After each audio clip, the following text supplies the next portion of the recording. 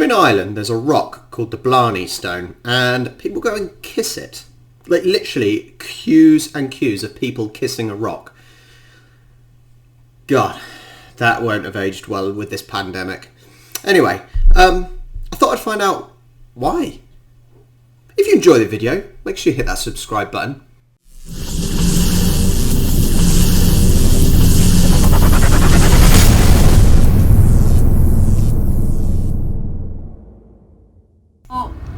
We have the parish church here. This is the Catholic Church for Blarney, and Blarney Village.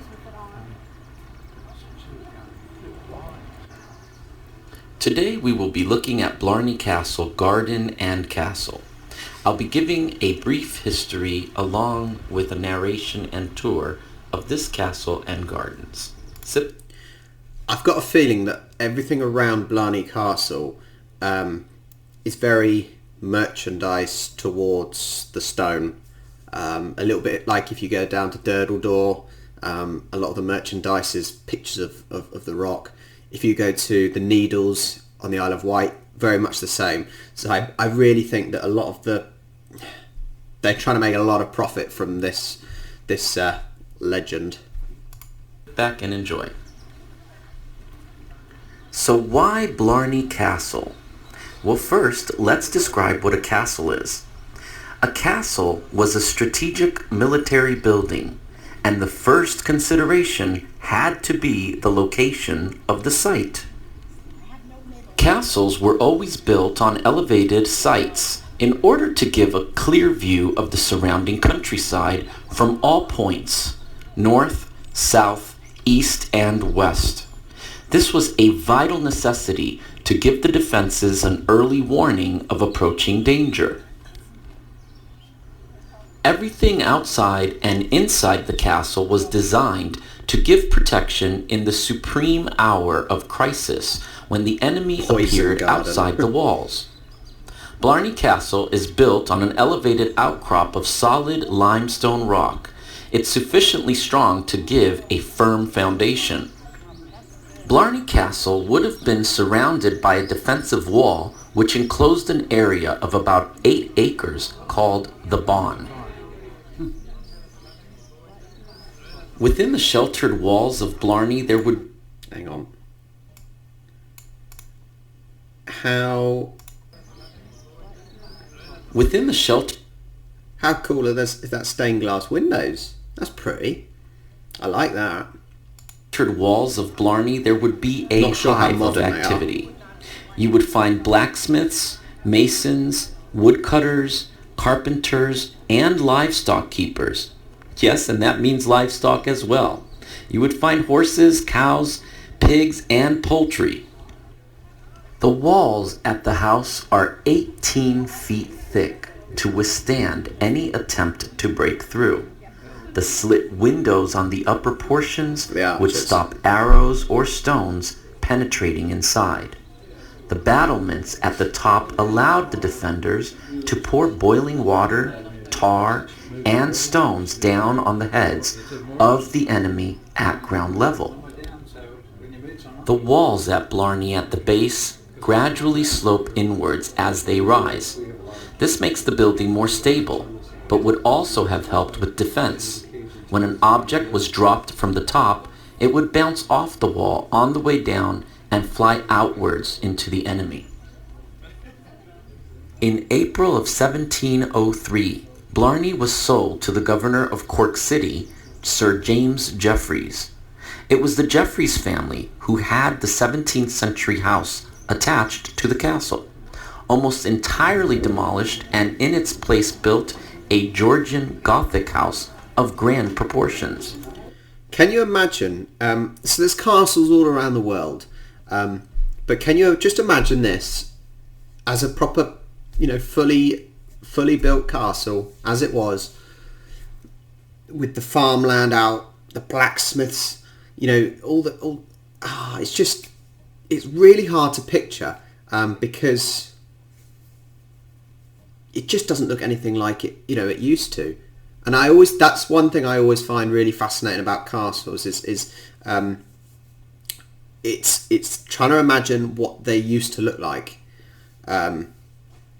with all the people working and the hustle and bustle, and because you just don't see that anymore. So I really always struggle to picture that in my head. James St. John Jeffries, the grandson of the first Sir James, inherited the castle at the age of 6 in 1739. I'm not sure how fun this tour looks with the amount of people. They're just all standing in a queue. But I suppose British people like queues, so we're used to it. He was one of the principal introducers of the Industrial Revolution to Cork, Ireland. You're looking at the Great Hall. This room lies underneath a pointed vault rendered with plasterwork.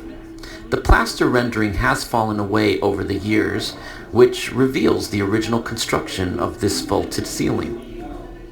In 1846, Louisa Jane Jeffries married a neighbor, Sir George Colthurst of Ardrum, just west of Blarney, and the Blarney estate passed to the Colthurst family, but they didn't return to Blarney until 1874, when they built a new Scottish baronial mansion a few hundred yards south of the castle, overlooking Blarney Lake. Not turning back for that. For all of Blarney's welcoming intentions today, castles were designed to keep people out, not to let them in. A narrow staircase can be more easily defended, as attackers can advance only one at a time. If you're right-handed A as well. defender's axe or sword can not only They repel, always go up but cause the wounded way. opponent to fall back on his Clockwise. companion. Height, as in all aspects of the tower house, was definitely an enormous advantage.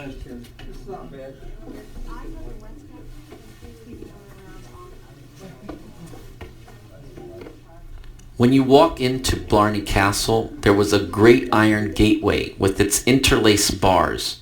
The visitor now has the experience of stepping into Blarney Castle. Besides the guard room, there were 2 features in the small entrance lobby, illustrating that point. The first thing was a spy hole through which all visitors could be scrutinized from within. More deadly is the murder hole, which was overhead. The stone slab, when removed, left an opening through which an undesirable intruder would be attacked with a pike, sword, or boiling tar or How water pleasant. underneath. The 99 steps to climb up Blarney are steep stairs. They include a rope to grab onto, so it was definitely difficult for any intruder to make it to the top. The term Blarney, meaning misleading talk, gained currency during the 16th century as the McCarthy of the day attempted to fend off the demands of Queen Elizabeth I. The Blarney Stone is that of legend, and there are many legends, each as plausible as the next.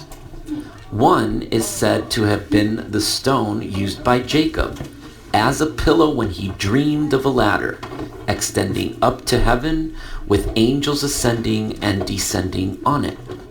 The stone was Another realization of how far life has moved on.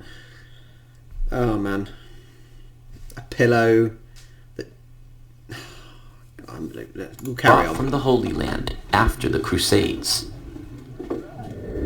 A further legend tells us that Cormac McCarthy, the builder of the earliest part of the castle, rescued an old woman from drowning in a lake. The woman turned out to be a witch, and witches could not cross over water. In gratitude, she told him of a certain stone already in the castle that had magical properties, and that he could benefit by kissing it. However, the most elaborate and romantic legend concerns the Queen of the Fairies in South Munster, who was the beautiful daughter of a leading druid. She fell in love with a gallant young man who broke her heart by not returning her love. He was killed in battle, and she found his body on a stone. So this mini documentary is talking about the castle and the history behind it. All these people that are queuing up they're there to kiss the Blarney Stone. You can just tell they're not, and even by the signs, people, you know, the people that work there know that that's why people are there, to kiss the Blarney Stone. So it's fascinating. I love it. I really like history things like this, to learn about the family relations and things like that. But it's sad because actually people are only going to kiss the stone. Hence the sign. It's nearly time to kiss the Blarney Stone. On the banks of the River Lee, just south of Blarney. His blood had soaked through the stone. There she grieved, her tears joining his blood in the stone which she continually kissed. This caused her magical powers to be absorbed by the stone itself.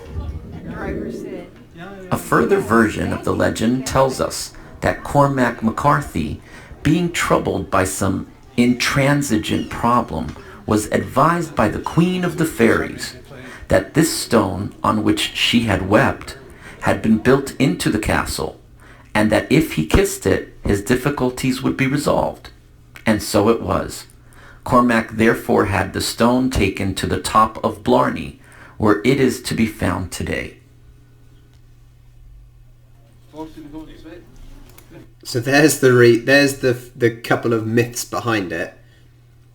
Do these people that are queuing up really believe it, or are they just going for a day out? What do you think? Let me know. Have you been to Blarney? Anyway, so I've heard stories, because I think my granddad, something like my granddad's mum or something like that, was Irish. Something like that. So I've heard the stories, I think, from him when he was alive. And I know that, and I'm getting the idea now from looking at the image, that you kind of bend backwards.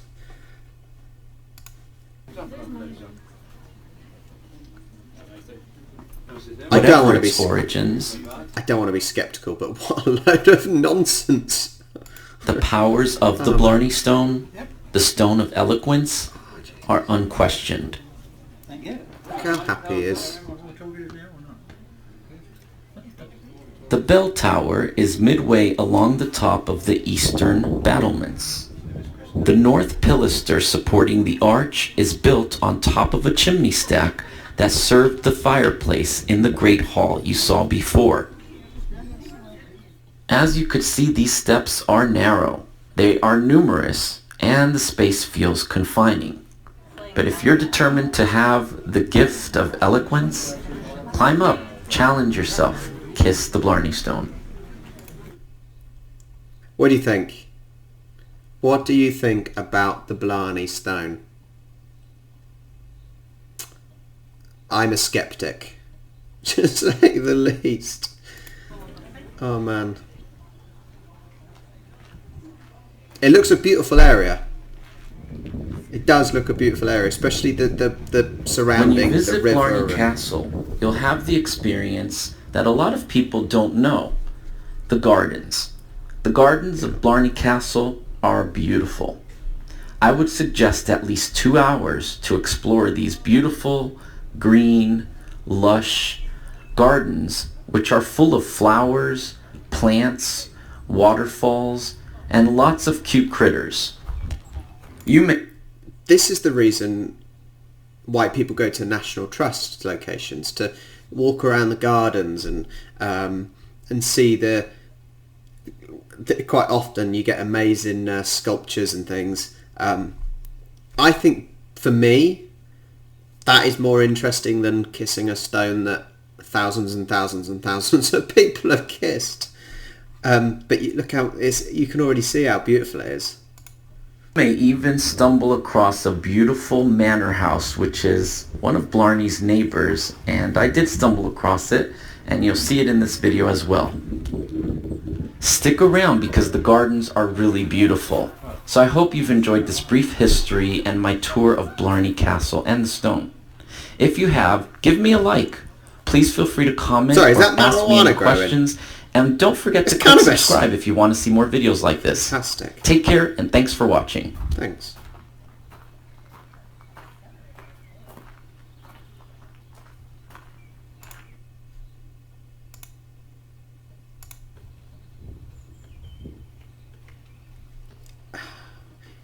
it's such a lovely place, actually. And a lot of Ireland, the countryside is lovely by the looks of it. And I certainly would love to go to Ireland and explore. But this certainly seems like a National Trust location where it's just really nice to walk around, see the old manor houses, the gardens.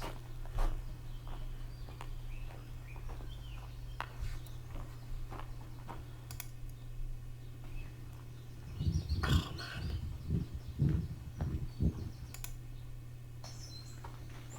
It's a pretty place. It's a pretty place.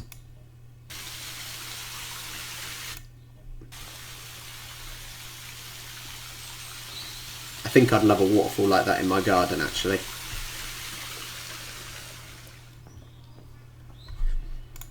So, what do you think? The Blarney Stone. Are those myths a load of nonsense? Do you think people should be kissing the Blarney Stone after this pandemic's over? Probably not. Would you like to go and explore somewhere like this just for the gardens and the scenery? Because I think that's the only reason I would want to go.